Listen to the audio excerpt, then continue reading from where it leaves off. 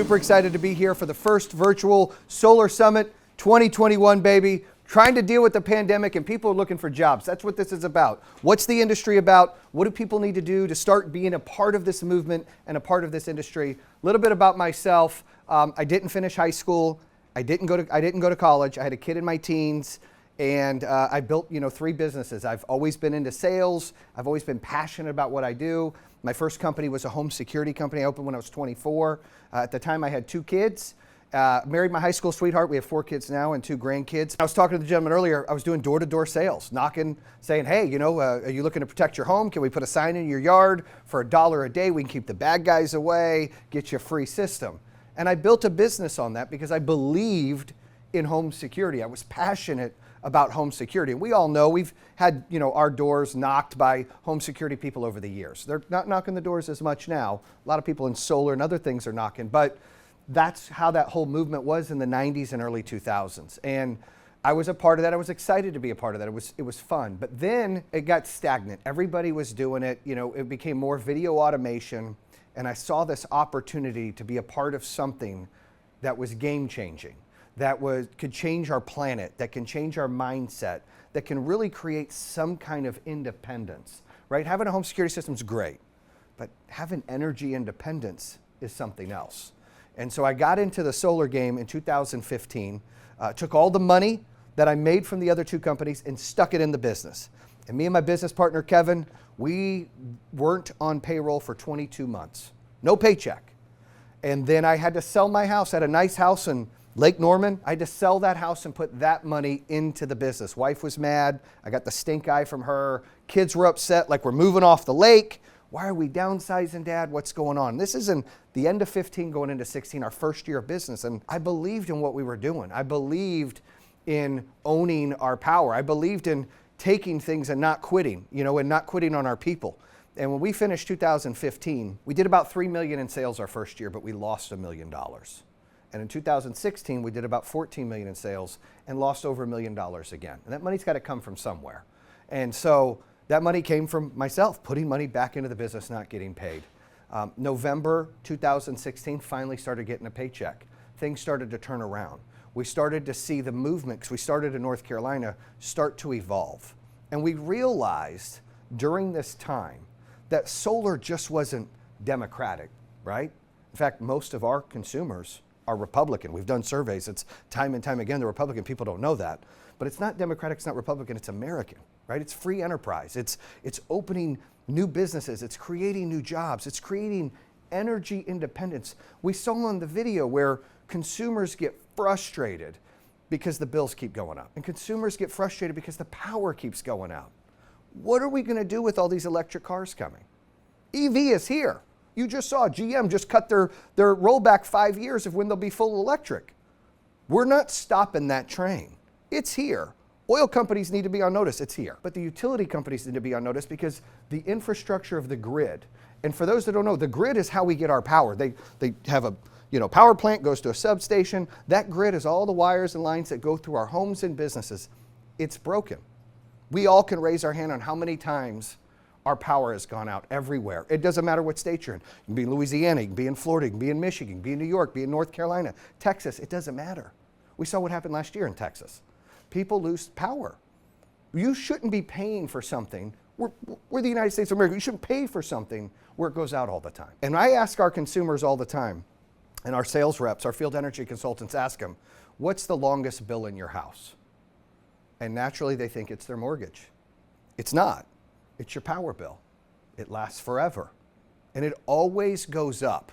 It doesn't go down. So what we try to do being in the solar industry is people are like, how does this work? We try to finance the solar panels. So we take that payment that they're able to save of not paying the electricity bill. The first misconception is, if I get solar, am I off grid? No, you're not off grid. Grid is your backup. So what you do is you have solar panels like you see on the screens over here everywhere. You have solar panels on your roof and the sun is beating down on those panels and you use that energy first. So before buying power from the grid, from your utility company, whether they did it nuclear or they're burning coal or whatever they're doing, before you're buying that, you're producing your own and using it. Any extra you get will actually fill up your battery, if you get a battery, which is the smartest thing to do, is to get battery and storage for your solar, because that's the future. You get that battery, you get to store it and then use that at night. Well, why is that important? Well, a lot of utility companies have a thing called time of use. And time of use is where instead of paying 12 cents a watt for power every time, the utility companies dictate and go, well, peak hours are 5 to 5. We're going to charge you 18 cents during that time. And they have the ability to do that. They have all the legislators in their pocket. Trust me, I've seen it going on in Michigan, North Carolina, utility companies paying off the left side, the right side to get what they want. And the people that lose are you guys, are the consumers, are the employees, are the businesses. They lose from this. And you know, on that time of use from 5 to 5 where the peak is high, what you're able to do when you store your energy in that battery is now you can use that energy before buying energy from the grid. But any extra power you need, you buy from the grid. You're not off grid, because that would be illegal, because if you use all your energy and then it's nighttime and it's cold and you don't have no power, you could freeze. So you have to have the grid as a backup. But if all of us right now are on this grid and we're using this and we're having power outages and there's not enough power, I don't know if you folks know this, but the utility companies buy power every day wholesale from each other.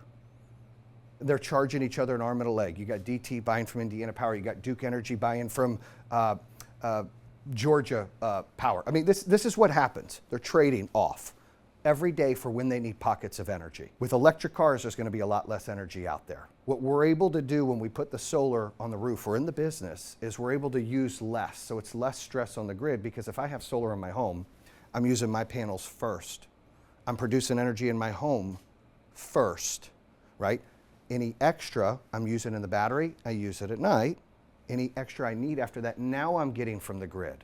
So now my usage is way down of what I'm pulling from the grid. Most utility companies love this. Some don't, because they're still in the prehistoric age, but most love this and embrace this because it saves them money as well. They don't have to pay the high premium rates to buy from another power company. They don't have to have the transmission and distribution to go from the power plant to the substation to your home. Saves them about 13% on that. See, solar works kind of like water, right? So if I'm overproducing and I've overproduced and I filled up my battery and I'm still producing power because I'm not having anything on, then it goes back to the grid and your meter goes backwards and you get a credit. Some states, it's called net metering, you get a 1-for-1 credit, which is very fair. Some states, they don't do that, which is unfair, right? But the utility company wants to put more money in their pocket. There are certain states that will pay you less for that power. But here's how this works. You produce the energy. After you're not using any, you've already filled up your battery, and now you've overproduced. What happens then? You know, are they going to write me a check? They're not going to write you a check, but they'll credit your bill. But what it does is it goes out to the meter, and it flows like water. It goes to your neighbor's house. So if I overproduce, it'll go to the meter. Duke Power, I live in North Carolina, will then buy that power from me and sell it because it flows, that molecule flows like water to the next door neighbor. Well, it saves Duke some money because they didn't have to make it at the power plant, send it to the substation, and send it all the way to my next door neighbor. It's right here, it flowed, and they get to buy it. A lot of utility companies love this because it saves them money and it saves stress on the grid. Certain utility companies argue and don't like this because they like to double dip. So they like to say that it's more stress on the grid even though they're using less power. And that's incorrect. You'll hear a lot of utility companies, actually a small amount of utility companies, preach that solar stresses the grid out. It actually does the opposite. It's less stress on the grid. So then when they're charging these premium rates and these increased fees every year that we see, we'll see an AG approve, oh, Duke Power is allowed to increase this rate and Georgia Power is allowed to increase that rate. You'll see that happen, right? Those fees are usually for them to, invest in upgrade the grid, but that's not happening as fast as we would like. That's why we're having these outages. The batteries that we use Generac. We got a great partnership with them. We love them very much. They're the largest generator company out there, so trust me, their batteries are as good as it gets because that's what it's about, is being able to have homeowners not be left in the dark. Having a battery and having storage, the advantage of that is you can take these loads, these critical or important loads at your home, Wi-Fi, refrigeration, maybe a heat pump, water pump, whatever it is you want to do, 3, 4, 5 loads, those can always be on. So when these power outages happen, and a lot of people are working more from home with COVID, you can still have your Wi-Fi and your lights on. A lot of people have medicine they got to do. You can still have your refrigeration. A A lot of people live in cold areas. They want to have their heat pump on. You can still have access to that because of the energy you produced and you stored in your battery. So battery and storage is the future. People ask me all the time, are the panels continuing to change? No, they look cooler. You know, they used to be blue with lines, and then they were black with lines, and now they're black on black. They look like glass. I think they're cool looking, right? It looks like a glass roof. But that technology and the efficiency is not what's changing. It's the battery and storage that's changing. It's the ability to monitor your system and have those loads and pick when you want to turn things on because of that time of use I mentioned, when you're paying peak rates and when you want to turn things off. It allows you to have that access. You know, in the world that we live in, I try to imagine or envision myself that if I'm in a cold place and I've got, you know, I have 4 kids, and the power goes out and it's freezing and I have no lights and it's 3 o'clock in the morning and I'm looking and scrambling for a flashlight or a candle. And I'm trying to find a way to get something to work to turn on so I can have some kind of heat. Maybe the stove, maybe something, right? A heat pump, something. And I can't find those things. This happens all the time. But if I have solar and I have battery and I have storage, I could have had some of those loads put on there. And now when something happens, it's seamless.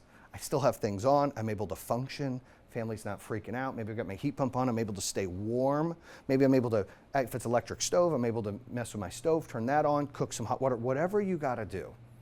In the world we live in, as we continue to get these electric cars coming out, which are cool, we all love electric cars, they're cool, they're fast, they're slick, they got Mustangs selling overnight, they've got the Camaros that sold out, they've got the Hummers that sold out. All of these cars, immediately when they go on sale, they sell out for a reason, because they're cool, it's the future. How are we gonna be able to manage this energy?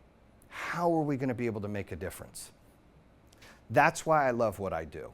That's why I do what I do, because I wanna be at the forefront of changing things. You know, we have a motto at Power Home Solar called BAM. It's called Building a Movement.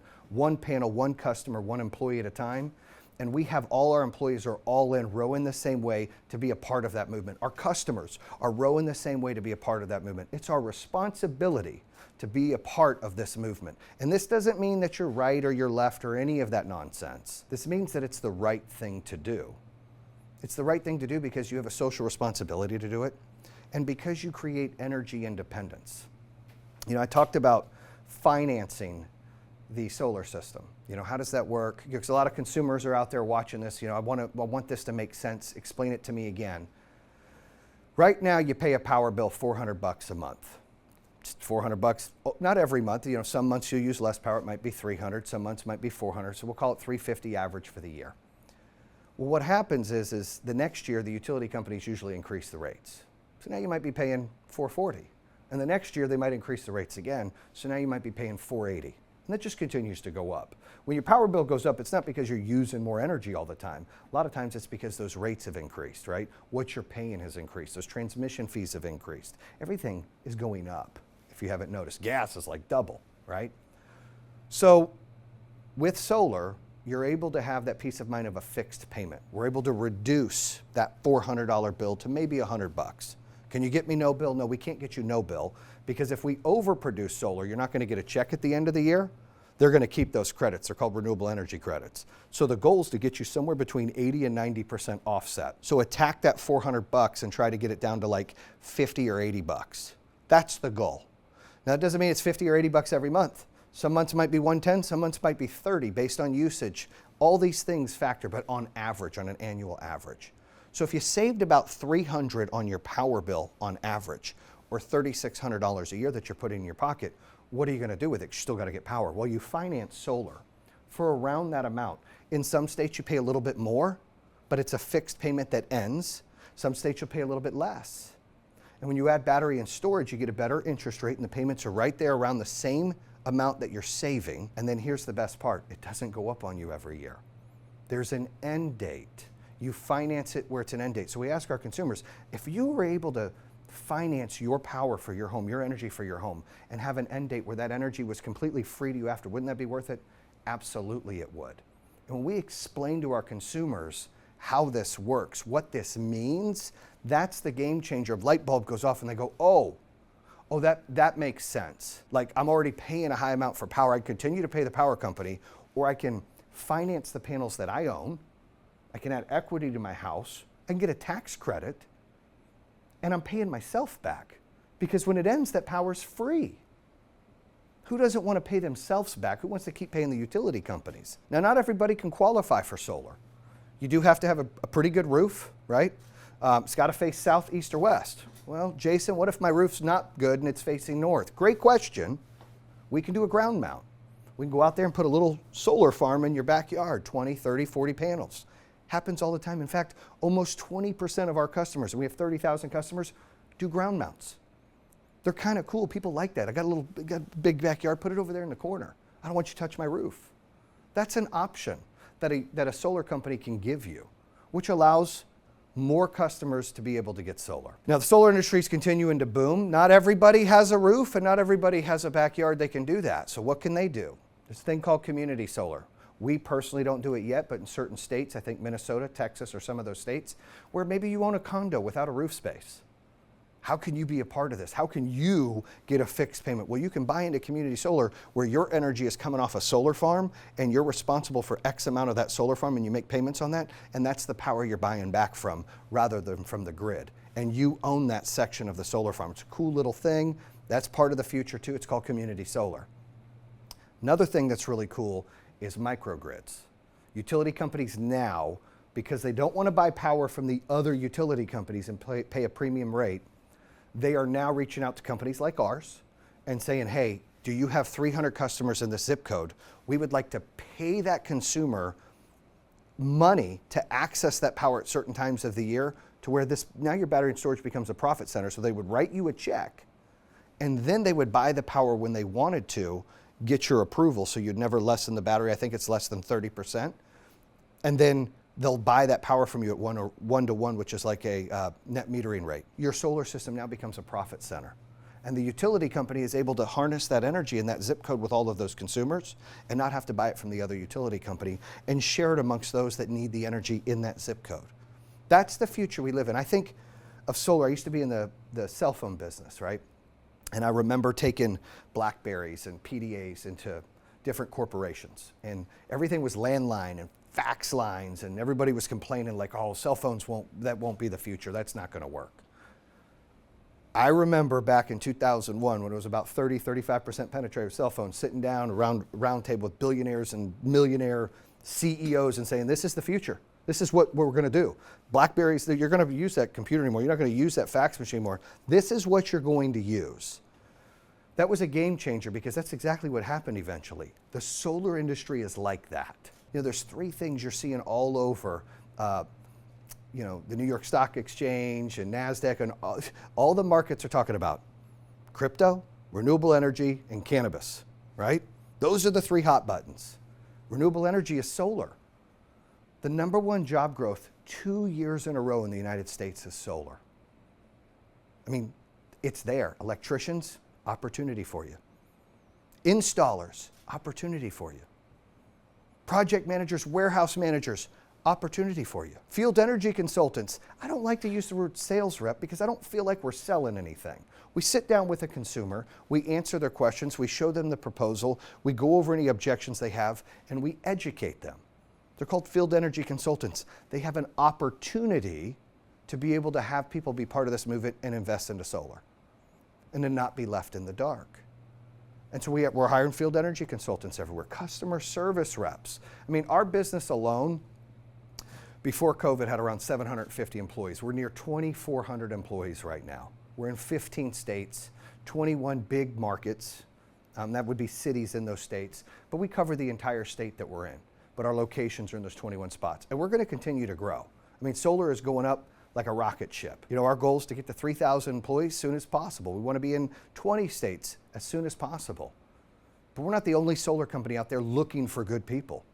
There are other companies out there that are always looking to hire good people. And you don't have to have the experience. That's what's cool about this. If you're an electrician and you're bored of doing the same thing and wiring the house, and it's just, get into something cool. Utilize that knowledge and that license and that experience to build a power center at somebody's house, to make a difference, to create energy. It's cool, it's exciting, it's fun. You feel accomplished when you're done. You're like, wow, I was a part of that. Those folks are going to be able to produce energy for 25, 30, 35 years at that home. I helped build that. It's exciting, it's new, and it pays very, very well. Solar's the future. You saw over 280,000 jobs.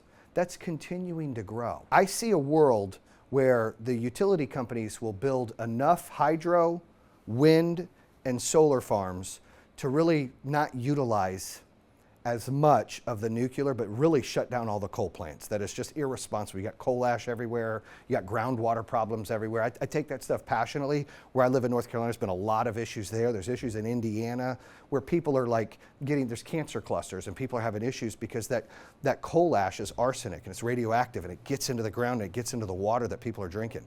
That's real.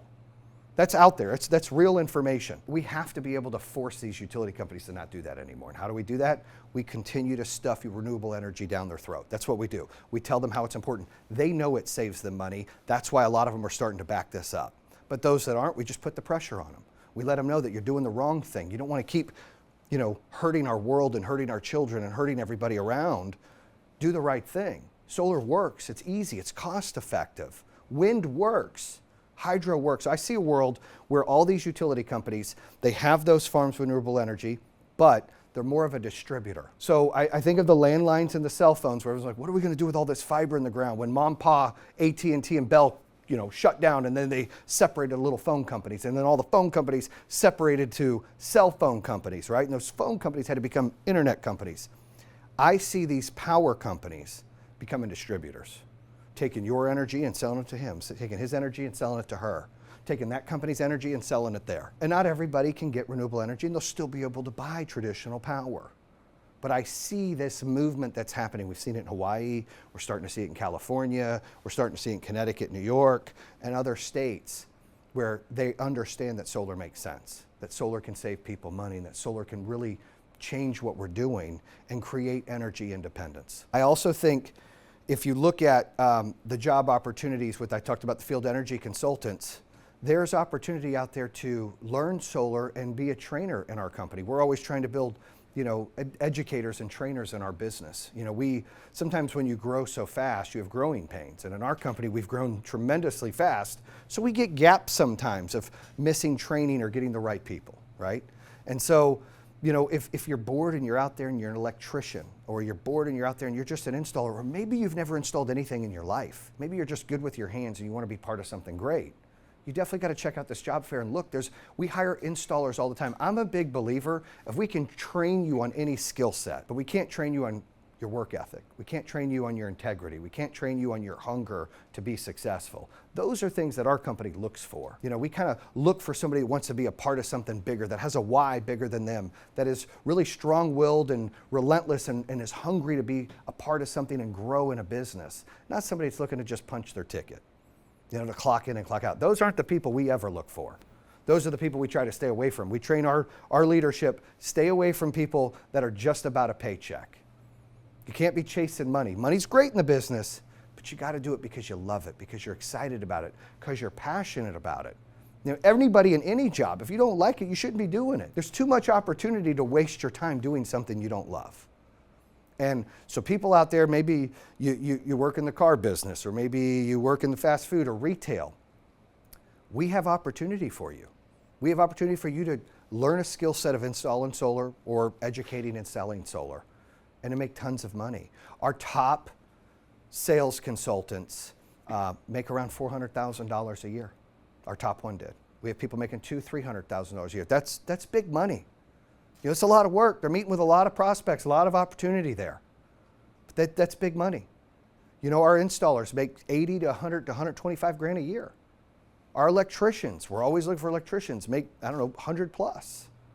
There's so much opportunity out there that why stay in something you don't like with not the opportunity, not being a part of change, not being a part of that movement that's here? I think you get a lot of these other companies that open up, and I love entrepreneurs opening new businesses. That's what I'm all about. I'm all about entrepreneurship and people getting excited and doing their own thing. But you get a lot of these other solar companies that open up, and they're small. And usually they've stemmed off of working from another solar company and they go, oh, I can do this, and they go off on their own. And I'm always a big fan of, look, you want to do your own thing, that's great. But when you lie, cheat, or steal, meaning like you try to take their ideas or you try to take their employees, you can never replicate the same sauce as somebody else. And so what happens is, in my opinion, what sometimes gives solar industry a bad name is you get these small mom pops companies that open up, and then they go out and they make promises they can't keep to the consumer, which then hurts the whole industry. Or worse than that, they'll sell something and then they hire somebody else to install it. They're not even doing it themselves. Like at our business, we have 2,400 employees. Our guys show up to install the product. We're not subcontracting that out. We're showing up in our vehicles, our license, and putting everything in. That's the difference.